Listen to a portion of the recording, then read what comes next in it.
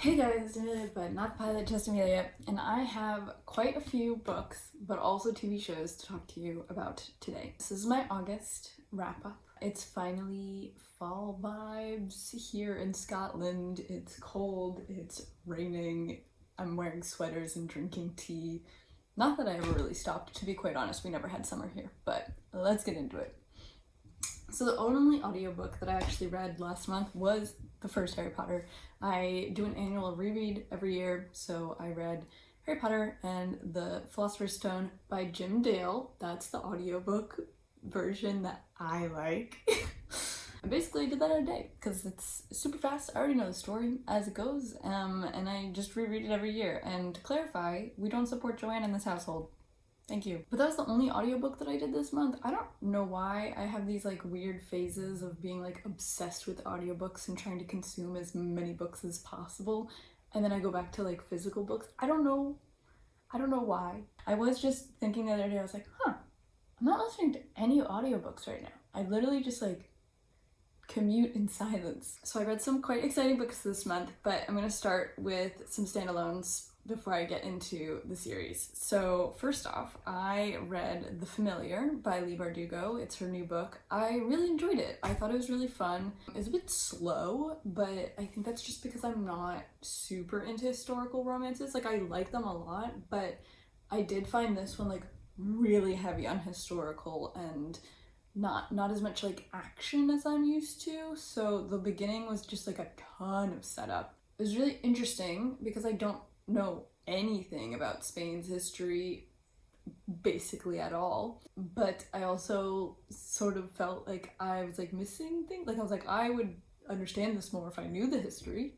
So it was nice that it taught me about the history, but I did feel like it was like so heavy on the history that sometimes I was like, wait a second. Like I didn't realize until the end that a lot of the characters are based on real people. And she had to do like a little disclaimer at the end that was like, this is based on real people, but I like changed the timeline a little bit and obviously gave them magic. So I thought that was interesting because I really just thought she made up all of these people and their relationships and whatnot. So now I'm like more interested to see like, I want to do my own research and see how much of it is based on like real stuff that happened. But if you aren't familiar with Bardugo's new book, it is called The Familiar. As always, I don't remember any of the characters' names, so I'm just gonna go for it. The main character was this girl who is she's a servant in like a fancier household, but the household isn't very rich. They're like fancy, but they don't have enough money to be doing extravagant balls all the time, and they're sort of on the outs of society because of that, because they can't host these extravagant parties and whatnot. And she's a servant in this household, and she has magic, and she uses her magic in like small little ways throughout the day so that to make her life easier, because she knows her mistress and the man of the house will be like mean to her if she messes things up. So she'll double the amount of rice they have, or she'll like fix a tear in a gown or something like that with her magic to make the day just go a little easier. But then her mistress catches her and she is then put on display basically and used as like a prop for the family to help the family have better standings. And one thing happens after the next, and now she is performing to be part of the like king's miracle sector, magical miracle sector basically, and there's a whole little magical tournament type of thing where they're competing against each other. So it's like her versus these other people. Like, are they faking it? Do they have real magic? What kind of magic do they have? I felt like I was a little confused. They never really explained the magic system in this series, which I don't feel like they really needed to, but I was more curious about it because obviously like she had one type of magic where she could like make things happen, where there was another character who had magic related to animals, or like they all didn't have the same powers, and I was interested in that, and they didn't really explore it that much. I was also really confused because they had some sort of thing where she was like Jewish and she was hiding the fact that she was Jewish, and I don't know like any history about Spain. So I was interested in that because it's sort of almost implied that like the Jewish people that were ousted from Spain were all magical. I'm not sure if that's true because I guess like her aunt wasn't really magical. I don't know, I was confused. And then I will say that I was like a little disappointed in the relationship in the book.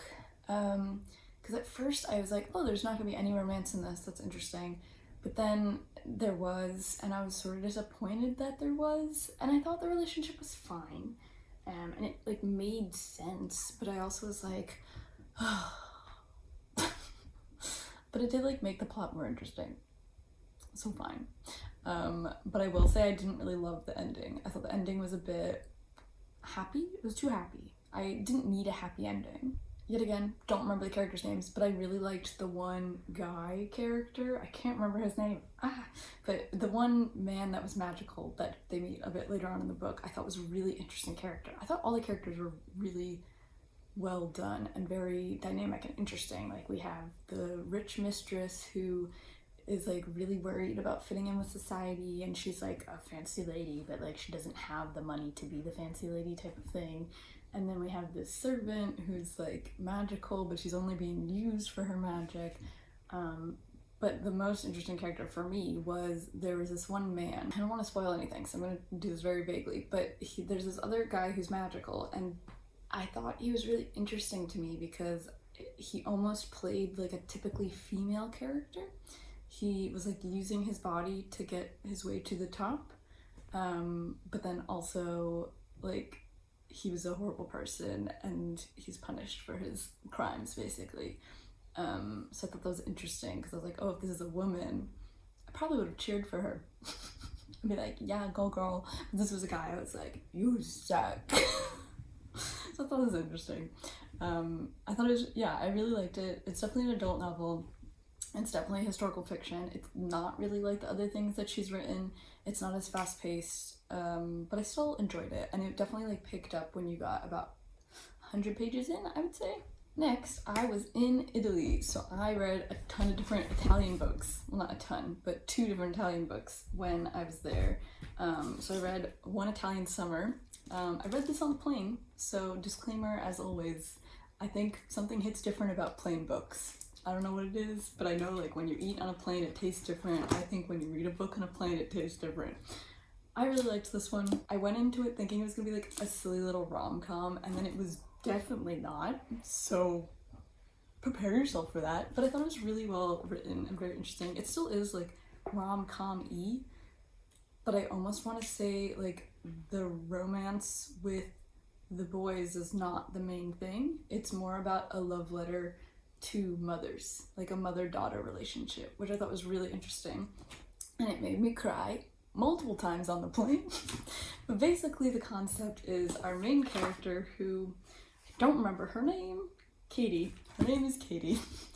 Our main character, Katie, is supposed to go to Italy with her mother, but her mother dies right before they're supposed to go on the plane. Her mother is sick, so she knew her mother wasn't doing well, and then her mother dies.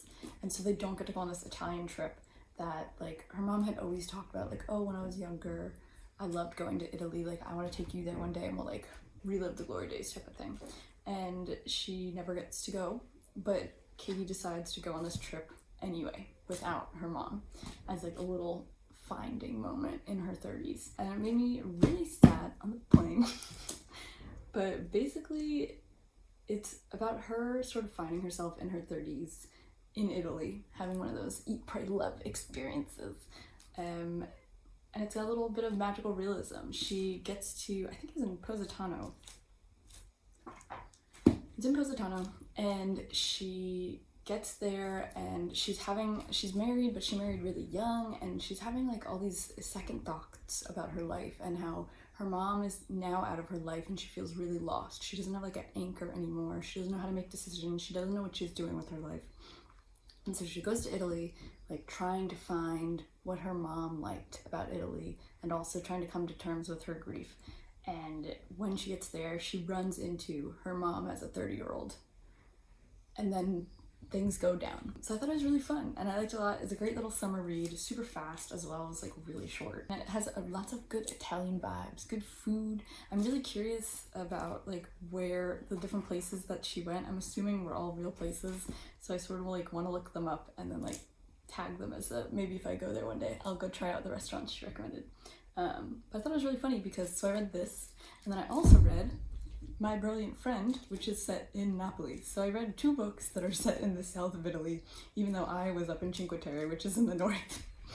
My mistake. I didn't think about that beforehand. I was just like, I want books that are set in Italy, and then these were like the top 2 basically. So here we are. This is a classic. It was so good.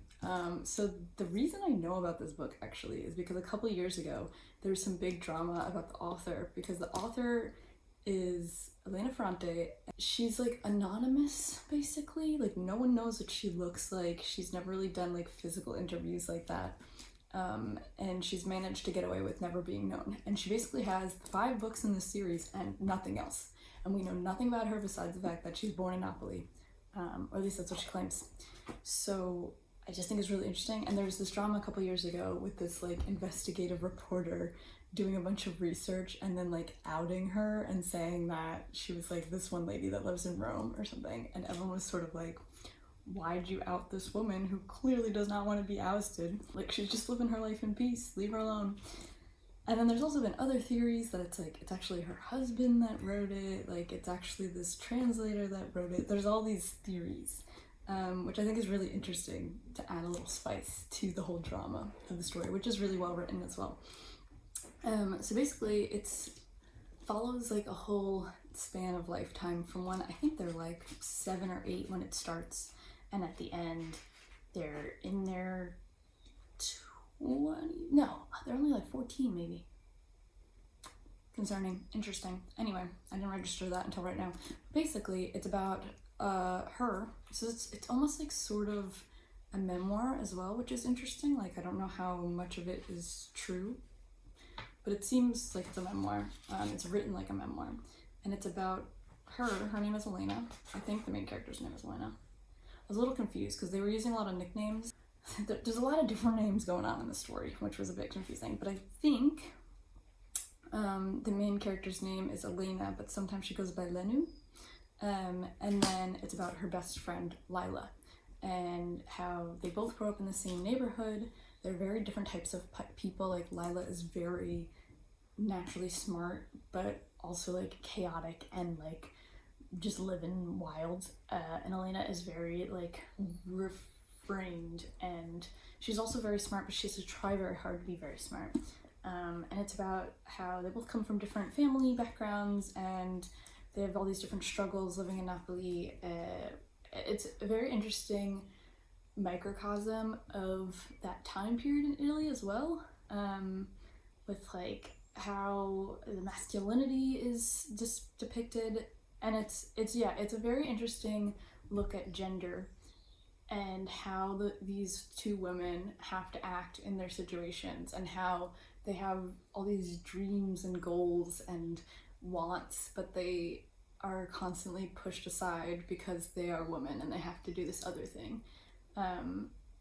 It's got a lot of female rage, and it's just such a good story, and it just made me really feel, I don't even know how to explain it, but it's really well written, and I definitely recommend it. It's definitely not fast paced or like a little romance-y book. It's not fantasy, it's not romance. It's just about these 2 girls and their life, basically. I would say it's sort of like a Little Life vibes. Not as sad, but interesting look at like a snapshot, a slice of someone's life from however old. I think it was like 10 years basically, because I think it's from when they're like 7 until 17 basically. But I loved it. It was so good. Delicious. I don't know if I'm gonna read the next one. I think there's 4 more, and I'm pretty positive it just sort of like continues their story, which I do feel like it does sort of like leave it off on almost like a cliffhanger, sort of, if you could divide life into cliffhanger moments. But I thought it was really interesting, so I definitely recommend it, even though it's not like a typical book I would recommend on this channel. But it's classic, and I think you should read it because it was very fun. The last solo book I'm gonna get into before we dive into a series that y'all have been waiting for me to review. I got another arc from NetGalley, so I would like to thank NetGalley, the publisher, the author, all of the above, for giving me this arc. It is All the Devils by Caitlin Wilson. This is not a debut novel. It's a fun little dark academia fantasy horror romance Egyptian mythology book. And if that doesn't like grab you immediately, I don't know what does. But basically I read the synopsis and I was like, this sounds great, I want it.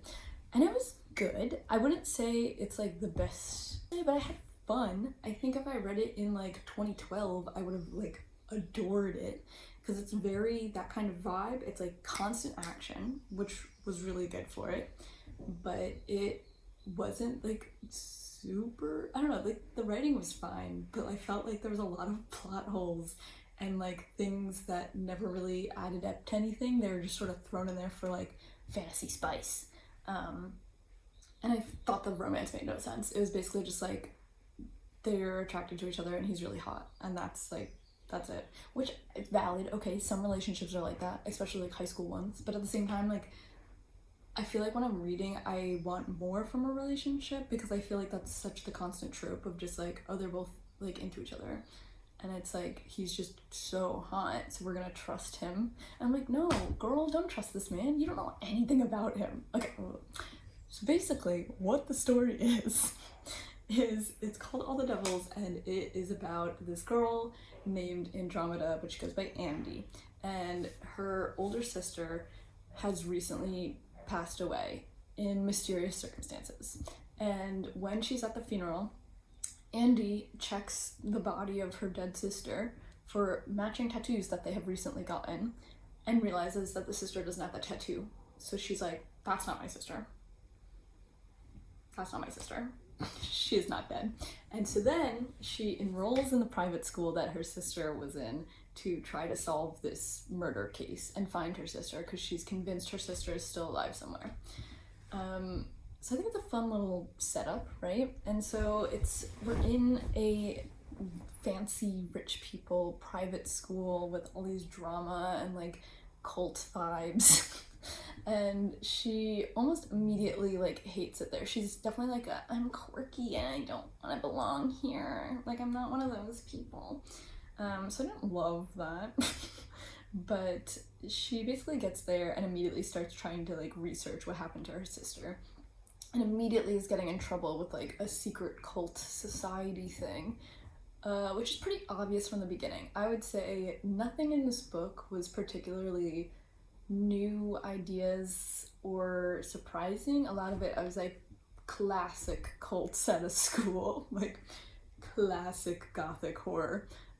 Yeah, they had a lot of moments at the beginning which were never explained later, where she like comes back to her dorm room and there's dead moths all over her bed, or like she comes back to her dorm room and there's like a dead animal skull in her backpack to try to scare her off, but it's never explained why that happens.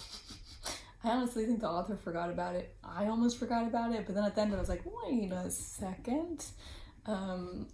I also felt like a lot of the lore was like really easily explained off, which I don't love. So basically she ends up meeting this guy named Jay, and he just like happens to know literally everything, and so she just like immediately trusts him and follows whatever he does, when he's clearly like morally gray, something else is going on here. And she just like ignores all those red flags and just accepts all the knowledge from him. And I thought that was a little bit lazy, not gonna lie.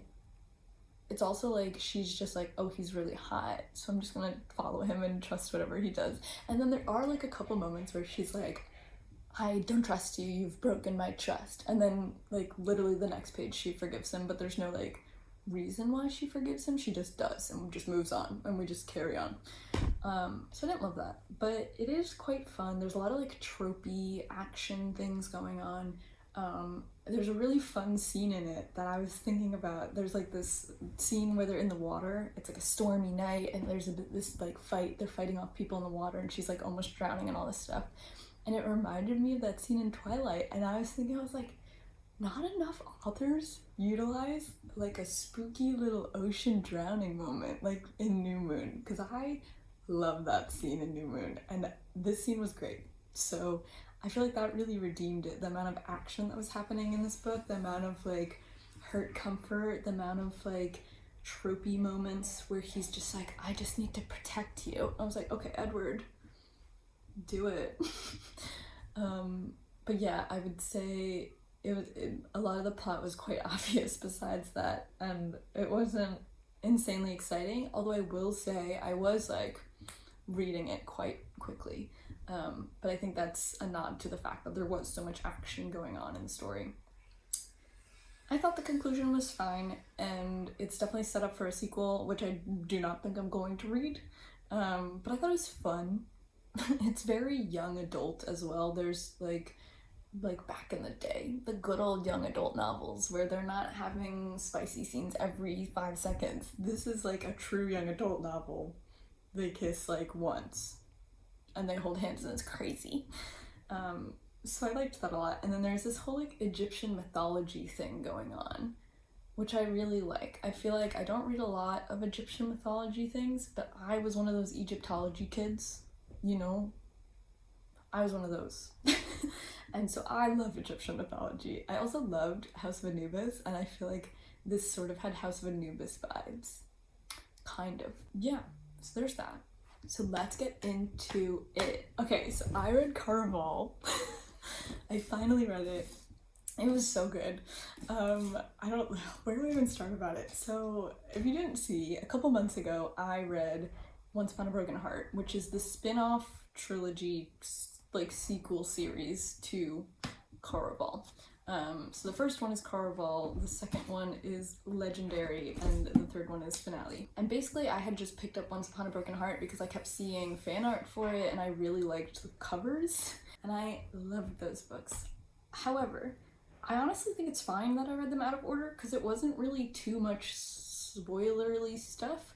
The only like moment when I was sort of spoiled was in the third one, which is when Jax, the main character, or one of the main characters from Once Upon a Broken Heart, is like more involved in the plot, and so I sort of just like knew in the back of my head where his story was going, but like at no point did I really know what was going to happen. And it was sort of fun reading this, and every once in a while there was like a little Easter egg to Once Upon a Broken Heart, and I was like, did y'all see that? Did y'all see that? Like at one point they mentioned this wedding happening where the sister of the bride ended up turning to stone, and I was like, that's the beginning of Once Upon a Broken Heart? That's that? Guys, did you see it?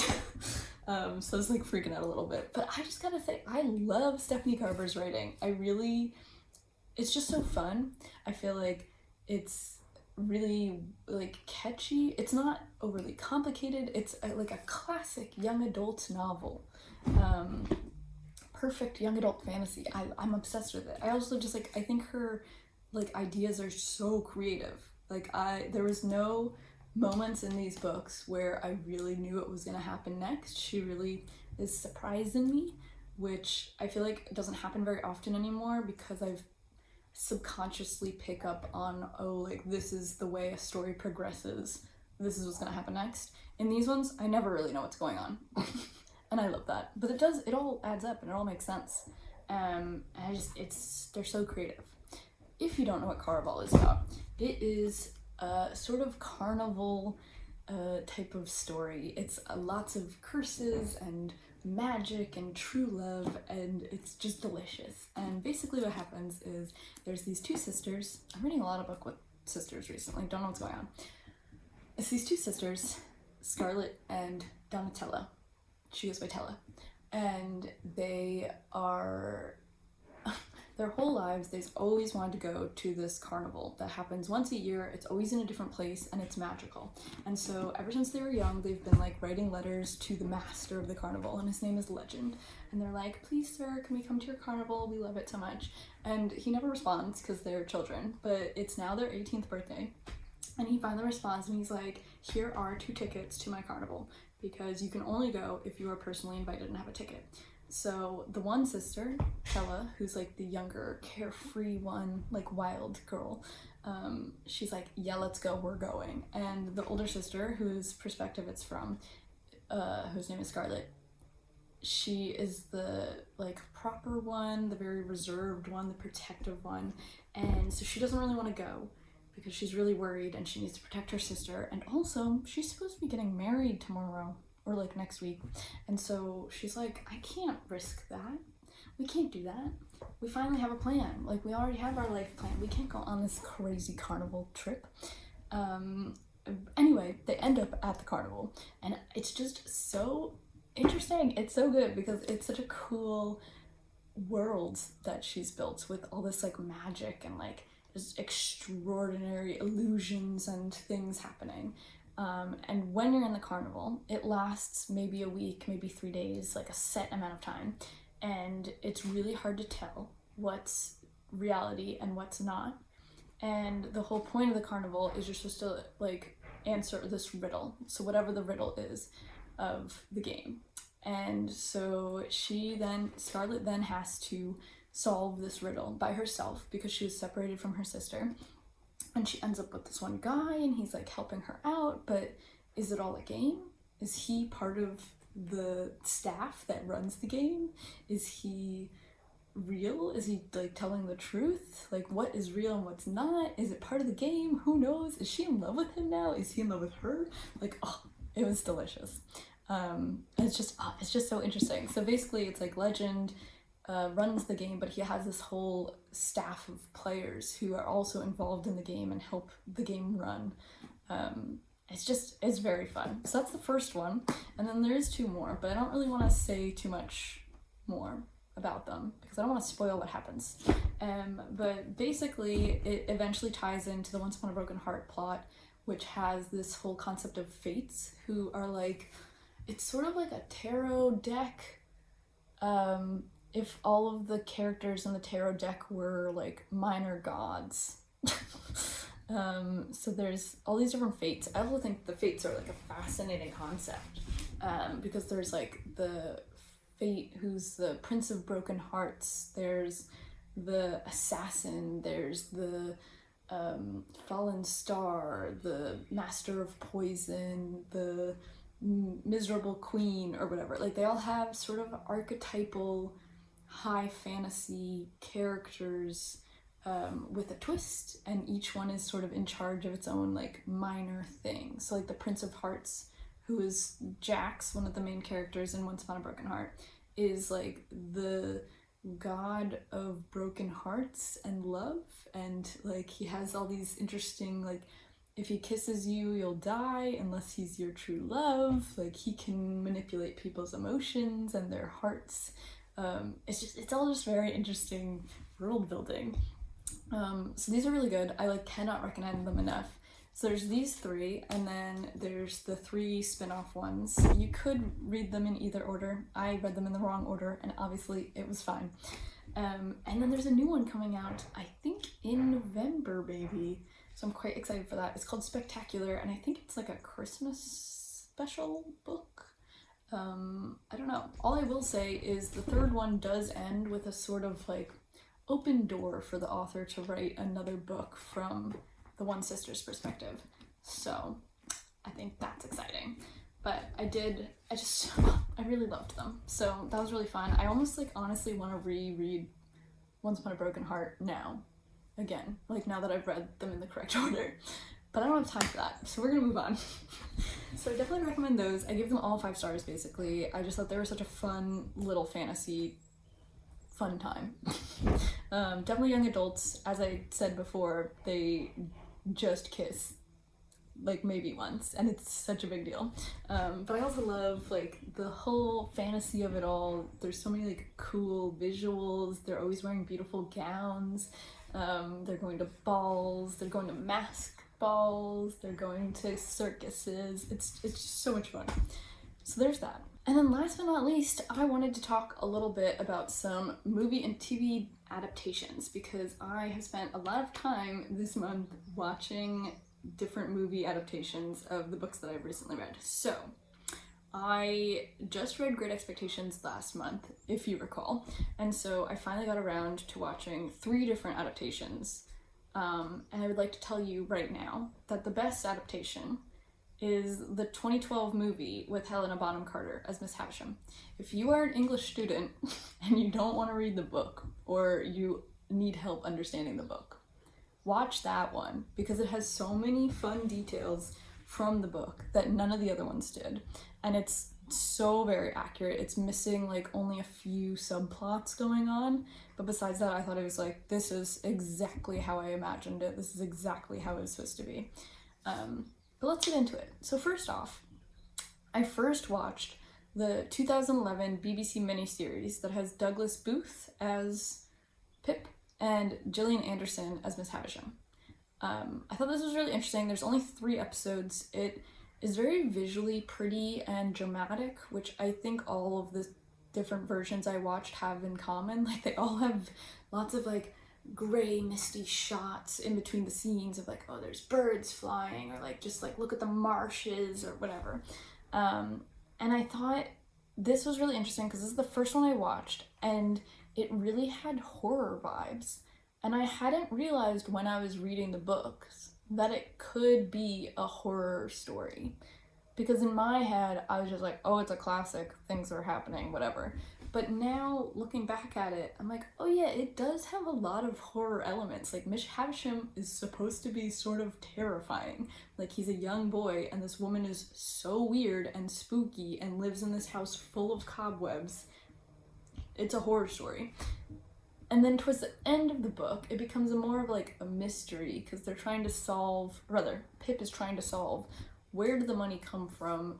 Who is Miss Havisham's like true story with all these people are all intertwined. And I feel like this one did a very good adaptation of that. It's not my favorite though, as I previously said. The 2012 version is the best. I do also think it's really funny because Douglas Booth was like everywhere on Tumblr when I was a kid, and it was always pictures from this movie, and I just never realized it. I also cannot think of a single other movie that he has ever been in, and I don't know where he is today. I hope he is well, but I just think it's really funny that this man had like a grip on Tumblr from this movie. Anyway, I will say one of my biggest problems with Great Expectations is I still don't really understand why a person who is in prison would earn all of this money and work really hard for years to randomly fund Pip, because that's basically the plot. Like, no spoilers, but Magwitch is a prisoner, and then all of a sudden he like goes and earns a ton of money but sends it all back to Pip, which is this random boy who he met on the marshes, who was nice to him, sure, but like, why? Like, it doesn't make sense to me. Like, what is the reasoning behind it? And the only one that really answered that to me was, I think the 2012 one sort of went into it a little bit, of like Magwitch seeing Pip as his son because he had a kid that was supposed to be that age, Estella. So I thought that was interesting. I also thought it was really interesting. I don't think I mentioned this in the last video where I was talking about Great Expectations, reading it, but my version of the book had 2 endings, because apparently when Charles Dickens originally wrote it, and it was being released at like 1 chapter at a time, his original ending was like quite sad. It's not a happy ending. Like, Pip ends up alone. Biddy goes and marries his stepdad Joe, and Estella is still stuck with the horrible husband that she married. And they sort of like, they meet up again, but they're not getting back together. But then one of his friends, Charles Dickens' friends, apparently convinced him that he needed to have a happy ending. So he rewrote the ending so that like Pip and Estella re-meet and rekindle their love, which I think is very interesting. So it's been interesting to see which ending each version has taken as well. I also liked in the 2011 version that Estella's evil man, Drummel, gets like killed off and we see it. I was like, oh, okay. All right. And then she gets like a happy ending, which I thought was interesting, because I definitely felt like the 2011 version gave Estella more of a plot. It gave her more screen time and reasoning, where in the books she was sort of just like this random side character that everything happened to. But we never really got like her desires or her motivations. She was just sort of there. I will say in 2011 version, there is a happy ending. And there's no Biddy character, like, at all. And I was like, I feel like Biddy is sort of relevant, but maybe not. I do think all 3 versions that I watch, like, really diluted his home story, which I understand, because it's sort of like once he gets to London, we need to focus on all the plots going on there. But I think all three of them mostly cut out the whole drama with his like sister and his sister dying and Orlick being this like common evil thread throughout the book as well. Because he's such a minor character, but he has a lot of weird things that he does in the books, but he wasn't really in any of the movie adaptations. So second, I watched the 2023 Hulu/BBC version, just came out last year with Olivia Coleman, and God, I have so many freaking thoughts. So there's 6 episodes, and I was really excited about it because I love Olivia Coleman, and I thought she was great in this. However, this whole adaptation is like, this is not Great Expectations. I literally don't understand like what the directors and writers thought they were doing, but like this is not what this book is about. Did you even read it? Like, crazy. So it opens with Pip, trigger warning, with Pip trying to unalive himself off a bridge. That never happened in the books. And this version also had Pip way more involved in like actually working, and basically when he gets to London, Jaggers takes him under his arm and treats him like a son, which I thought was interesting. And then it sort of follows the whole corruption of Pip. It was more like a Dorian Gray type of story about like Pip like coming of age but being corrupted by society. That's what this was more about, this version, which is not what Great Expectations is really about. It happens a little bit, but not like this. I think Great Expectations is more about Pip's pride and how he has come into all of this money and how the money is slowly making him more of a proud gentleman and how he's forgotten his roots. Where this played more on the fact of like, he gets all the money and then he goes to London and is slowly disillusioned about society, and he's no longer kind and he's no longer good. Where in the books, Pip is always kind. He does everything kindly. He even spends all his money for his friends. He's not really doing it for himself. I mean, he's doing it to create an illusion of who he is, but that's sort of just like in his head, very naive. I would say book Pip is naive almost until the end, where this is like him losing his naivete quite quickly. Weird things that happened in the 2023 version. First off, Pumblechook, which is one of the characters, I'm not going to go over the whole plot again, right? I'm just going to point out things. Pumblechook is played by Matt Berry, who is in What We Do in the Shadows, which is one of my favorite TV shows. That was fun seeing him. And I thought it was really funny. But this TV show like implies that the sister is having sex with Pumblechook to advance Pip, which I think is crazy. Because in the book, I thought Pumblechook was supposed to be their uncle. So I'm so confused. That episode was wild. On top of that, as Pip is like learning to become a gentleman, Miss Havisham and Estella make Pip have sex on his 18th birthday because they're like, that's required of a gentleman. Weird. Don't know why they did this. Also in the books, like, Estella and Miss Havisham were never like training Pip to be a gentleman. They just were like sort of including him in their daily stuff and sort of playing with him. It wasn't like a, we are training you, which this TV show definitely set it up to be. There was also a lot of weird moments where I think the TV show was trying to like really lead the viewer to believe Miss Havisham is the one who's paid for Pip to become a gentleman. And I don't think they needed to do that because the original story already did it really well, and the way this TV show did it was weird because they had conversations between Mr. Jaggers and Miss Havisham talking about Pip's future, talking about him becoming a gentleman, and Miss Havisham sort of like claiming that she's the one paying for it. It was like really aggressively suggested in the TV show, and I don't think that was necessary because the casual way it's done in the book was better.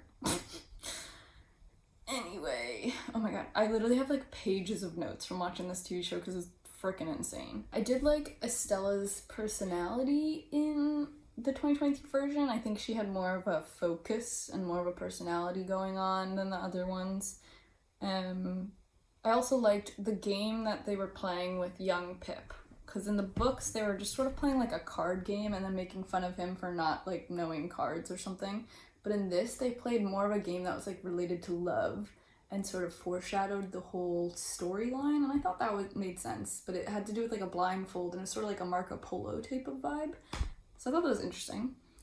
Other weird things they changed. They added a bunch of stuff about the opium trade and the slave trade, which I thought was interesting because obviously, yes, I think that is the time period when that was prevalent, but it was never mentioned in the books. So I do think it was interesting they added it, and they changed Miss Havisham's like family business. Instead of it being beer brewing, it was opium trading, and they had her like drugged up all the time, which I guess makes sense for her character.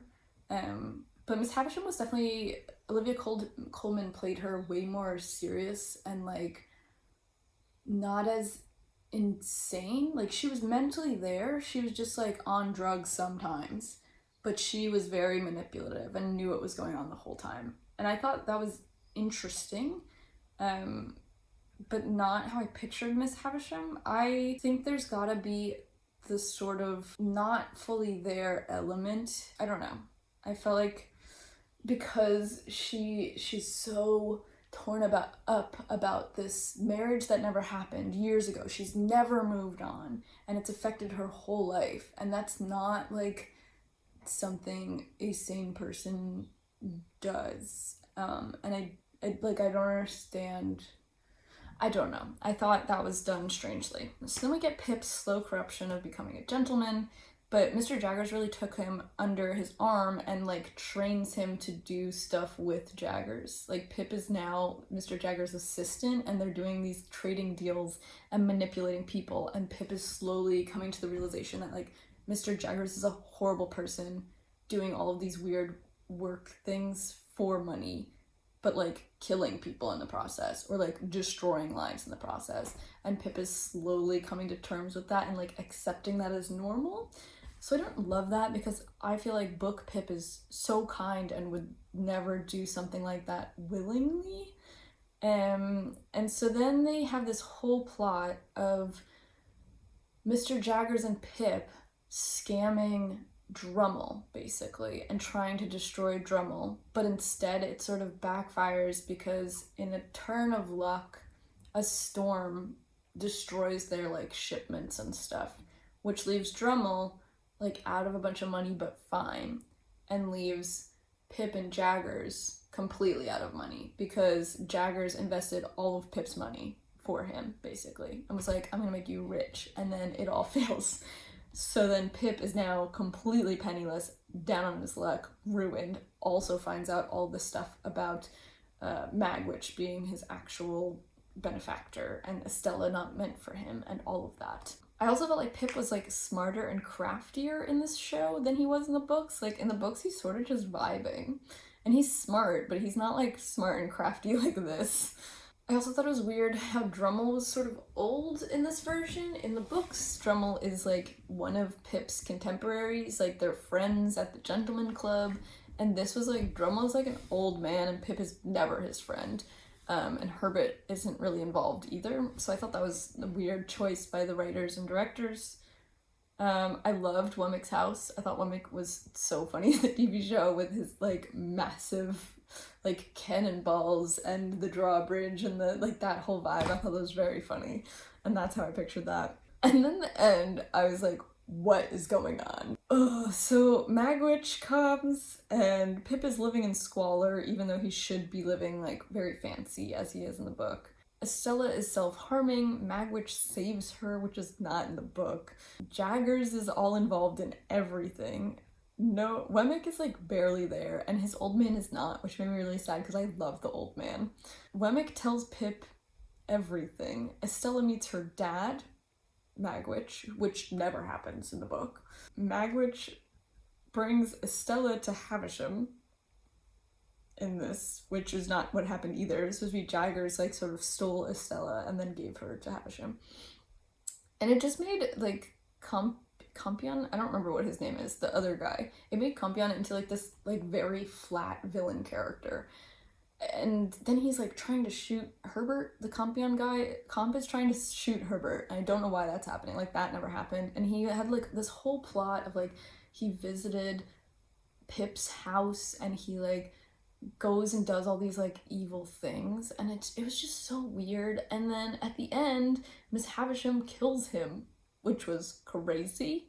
Also, we find out that Miss Havisham's first name is Amelia. I was like, since when? Since when, actually? And I googled it because it was never in the book. There is an Amelia in the book, which I thought was funny, because I love when my name is in books. It doesn't happen very often, but I'm always like a random character that like appears and then disappears.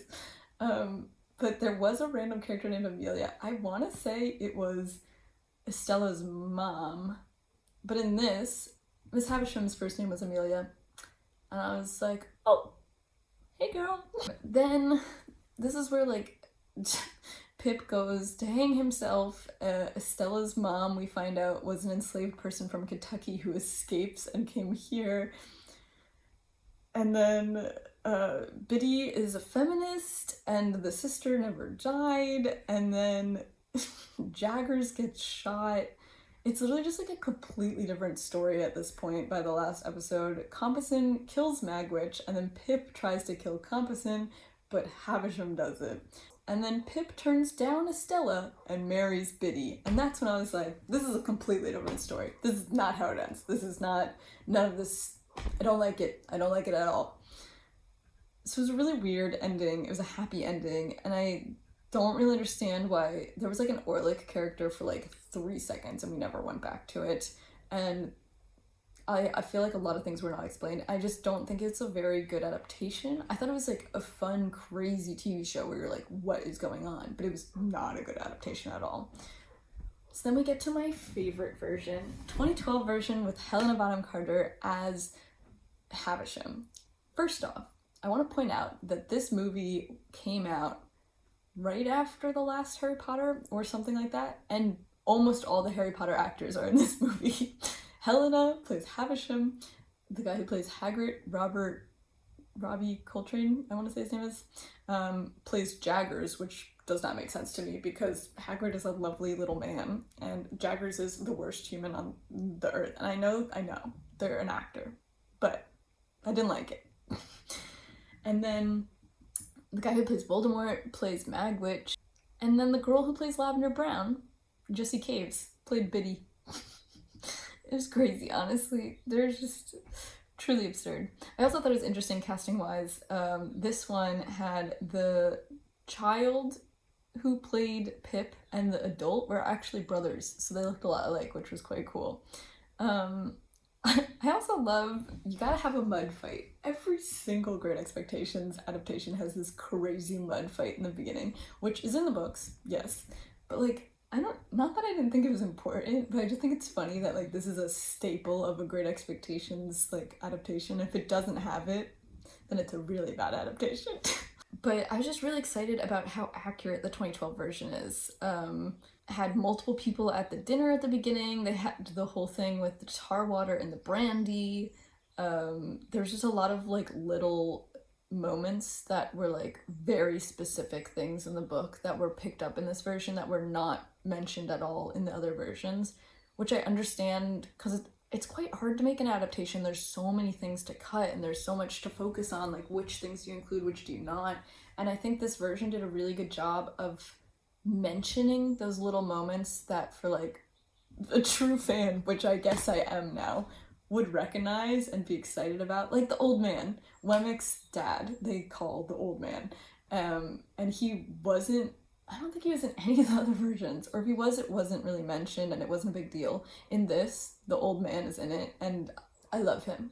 It was great. He had like 3 seconds, there was like one scene and I was obsessed. I thought it was so funny.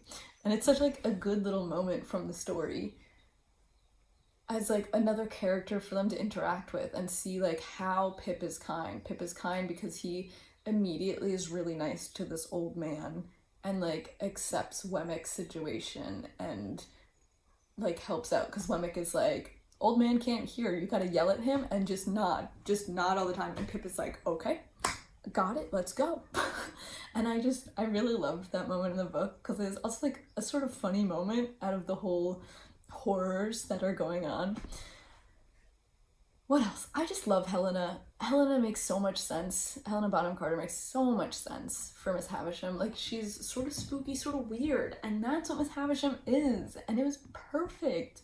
I also think they got the sister really accurately, and Jo. Like, the sister is just supposed to be like absolutely horrible, and I feel like they sort of toned it down in the other versions, or like went too far, where like this one I think was perfect. And Estella was really treated as a pet, which I thought was really interesting and makes so much sense. She's more of a pet than she's a child. Like, that's what it is in the book. I also liked this version because Estella was very fancy and like proper and prim and like really done up like a doll, which is how she is in the books and I think makes sense. But in the 2023 version, and I think the other one as well, she's quite raggedy, which is more reflecting the fact that Miss Havisham's falling into disrepair and like doesn't care enough and is like raising Estella as a fancy gentlewoman or whatever, but like isn't actually exposing Estella to high society because she keeps her trapped in the decomposing house all day. So I thought it was interesting in this one that she was very fancy and doll-like because that's how it's meant to be. I will say my only problem with this version is Hagrid as Jaggers, because that didn't make sense to me. He was accurate as Jaggers. Like, he acted great and fine, but I could not get past in my head the fact, I'm like, that's Hagrid. Why is he being mean? What's going on? What else? Obviously, also Voldemort as Mag, which makes sense. That guy, like, Ralph Fiennes, like, yeah, that makes sense. Adult Pip, beautiful. He is beautiful in this version. 10 out of 10 casting. I think it was Jeremy Irvine, who's in something else, and I can't remember what it is. I actually think he's going to be in the new Outlander spin-off TV show. So, beautiful man. Anyway, I also thought, yeah, there was a really funny moment with Jaggers, aka Hagrid. He had another one of a "you're a wizard, Harry" moment, but instead of "you're a wizard, Harry," it was, "Pip, you have great expectations." I was like, ah. Oh, there's a really funny scene halfway through the movie of like a flashback moment, and they did that classic 2012 thing of just like having the scene have like a weird filter on it where everything is sort of yellowy and the camera is sort of just warped, and I just thought it was really funny because I was like, nothing hits like a 2012 flashback in a movie. Like, why were we doing that in movies? It's such a weird film choice. It did not age well. This is also the first adaptation that I watched that gives Pip the nickname Handle, because Herbert doesn't like the name Pip, so he gives him the nickname Handle. And it's just like a small little detail. Oh, I also took a note. I was sad that they cut his hair because he had really long hair in the beginning, and then they cut it into like a normal, boring men's haircut, and I was like, oh, disappointing. The boys club in this was wild, and I thought it was really cool because this is a good example of like an adaptation doing what is in the books but like doing it more. Like, I was like, yeah, a boys club like that makes sense, and like Pip is really trying to blend in and it's not going well, and like, oh, it was just so interesting because I always sort of pictured it as like he's going to like just a men's saloon where they drink alcohol and he just like casually meets people. But in this, it was like, this is a club where the men meet in this room, they have dinner together every night, and they do like rancorous things. Like, so I thought that was interesting. I really loved the moment when it was stated, Estella is Drummel's punishment. And I was like, yeah, she is. Yes, she is. And this is also the only adaptation where we finally got the fire scene. In the book, Havisham catches on fire and Pip puts her out, and it's insane in the book. And this is the only adaptation, I think, that did this perfectly well. It was horrifying, it was crazy. The only person that would ever be able to do this is Helena Bonham Carter. It was perfect. And he had a wounded hand, just like he does in the book. Because in the book he has that whole moment where he's like, his hand is wounded and he's like having fevers and he's having realizations because he's ill. Classic. And this was the only adaptation that did this. So I just want to say this version is like, it's so accurate, and I just want to applaud the directors and writers for doing this, because this is the version, you guys. This is it. The only thing I will say is they skipped the whole like Orlick plot and the sister plot, which I understand, because there's just too much to put in, and that bit like isn't super relevant, because it doesn't really add up to the end bit. It's just like another horror that Pip faces. And we have Biddy marrying Joe, which I love, because I also think it's crazy, and it made more sense in this as well, because Biddy seemed a little older in this. Like, she's an older school teacher that Joe like gets help from, where in my head they were always the same age, so I always thought it was a little crazy that like adult Joe is marrying this child who's like the same age as his kid's age. But I guess they did do that back in the day. But I was very excited. Biddy marries Joe, and Pip is very upset about it, but happy for them. And then he reunites with Estella, and it has a sort of ending that's like they made each other miserable. Oh. And it had a really good ending, so I really liked that. But I did think the ending scene where like he's seeing Estella again, there's a ton of children in the background, and I was like, are those all Estellas? Like, damn, oh my god. And I love that she says that they made each other miserable, like her and Drummond. I love that. So those are my thoughts on Great Expectations. So in conclusion, the 2012 version is the best version. So I also had read One Day last month, and so I set out to watch both adaptations. And to be quite honest, I probably should have watched the movie with Anne Hathaway before I watched the recent TV show, because the movie was awful. After I watched the TV show is perfect. Literally no notes. It captures everything like perfectly. I think the whole like concept of the book, having like one day per year to tell a story, makes more sense with an episodical TV show as well, where each episode is like one day basically. Makes perfect sense. It was perfect. I also thought the casting was really good, and I just feel like I watched the movie version afterward and I was like, this is bad. First off, Anne Hathaway's accent is horrible. I don't know what she's doing. I don't know if she's trying to do a northern accent, because every once in a while it sounded like a little northern, but mostly it just sounded like really American, but like with a little British twang, and I'm like, what was that, and why did they let her do that? But overall, I thought the TV show was just so good. It was really, really perfect. It was really sad, really heart-wrenching. No, it's honestly perfect adaptation, and the movie was it's just really not it. I'm sure it was great when it came out, but it was also very 2010s. Like, I feel like the writing in the movie was bad, or the acting, maybe both. Because I feel like Emma's quippy dialogue in the book, and the chemistry that Emma and Dexter have, where Emma resentfully loves Dexter the whole time, and Dexter loves her back, but not the way that she needs, was perfect in the TV show. In the movie, it was sort of just like Emma, played by Anne Hathaway, is really quirky, awkward in like a 2010s way, which was not fun to watch. I was like cringing so hard. But she's just like so in love with Dexter. You could just like see it on her face, type of thing. And I think there's a lot more nuance to it that Anne Hathaway was not giving to it. Not to criticize Anne Hathaway, she's a great actress, but perhaps in this movie she was not as great as she is now. And yeah, and I also didn't like the guy playing Dexter. I thought the guy playing Dexter was very just like flat. He just played it as like, I'm a party boy the whole time, and I didn't believe that he had like any arc of changing at any point. I also think to compare the two, it was quite obviously different, because Dexter in the TV show is very emotional. He cries a bunch, and I think that's very needed, but also a reflection of today. Like, I guess in 2011 or whatever, when they made that movie, it like wasn't as welcome for men to cry and show emotion, but obviously they do, and the 2023 version, or the 2024 version, reflects that and is more accurate and gives the character more depth. The movie version was so flat. So I really liked it. It was so good. And of course I did sob the whole like last 2 episodes of the TV show. I also liked that they were really short. I think each episode was like maybe 20 minutes, 30 minutes. It was perfect. 10 out of 10.